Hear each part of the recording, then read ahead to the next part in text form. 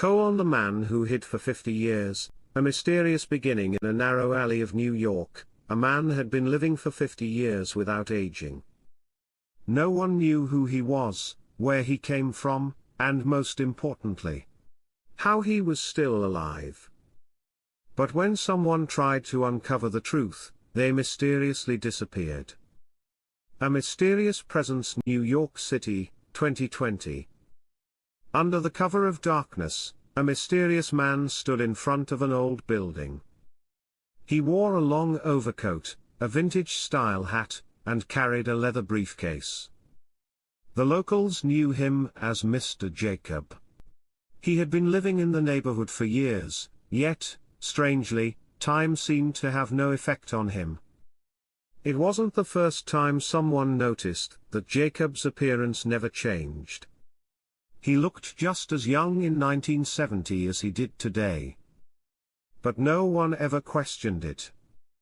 He was a reclusive man, rarely spoke to anyone, and usually only left his house late at night. Emma Sterling's investigation. Emma Sterling, a young journalist, was always on the lookout for unique stories.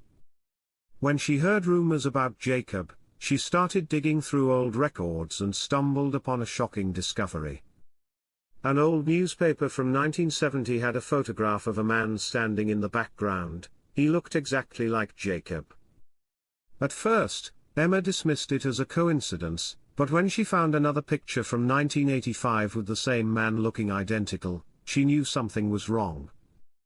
An old crime. Determined to find the truth, Emma dug deeper. One day, while researching in the city archives, she found a case file that sent chills down her spine. It detailed a horrifying crime from 1965, a bank robbery in which 2 security guards were murdered. The police had been searching for a suspect, and a sketch was made. When Emma saw the sketch, her heart raced. It was an exact match for Jacob. But if he was truly the same man, that meant he had to be at least 80 years old, yet he still looked no older than 30 or 40. Jacob's secret. Emma began closely monitoring Jacob. He often left his old apartment late at night and visited a particular part of the city, though he never met anyone there. One night, while following him, she saw him enter an abandoned warehouse. A few days later, when Jacob was out, Emma gathered her courage and broke into his apartment. What she found confirmed all her suspicions.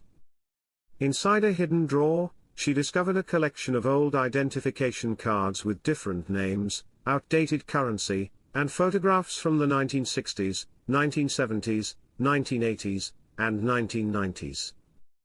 But there was one eerie detail: Jacob looked exactly the same in all of them. Was he even human? Emma decided to share her findings with the police. When authorities arrived to arrest Jacob, he had already vanished, almost as if he had never existed. There were no official records of him, no personal documents, and no family ties. A new clue. Emma met with retired officer Carlos, who had an eerie story to tell. Back in 1970, a man wearing the same overcoat was seen near a bank. When the police tried to stop him, he suddenly disappeared into thin air. Their search led them to an abandoned factory, where they found a hidden room containing a strange machine labeled Chrono X. A note was pinned to the wall: "Time is a secret, and I am its guardian." The final encounter. One night, Emma and Carlos felt like someone was following them. When they turned around, a shadow approached. It was none other than Jacob himself. "Why are you following me?" Jacob asked in a cold tone. "We want to know who you are," Emma said bravely.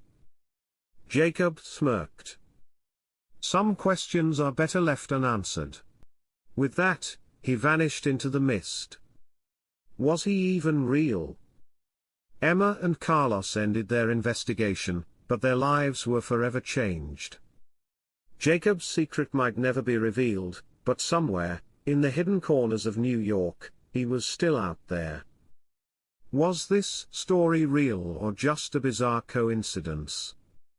Did Jacob truly defy time, or was he simply a clever fugitive who managed to stay hidden for 50 years? Perhaps this mystery was never meant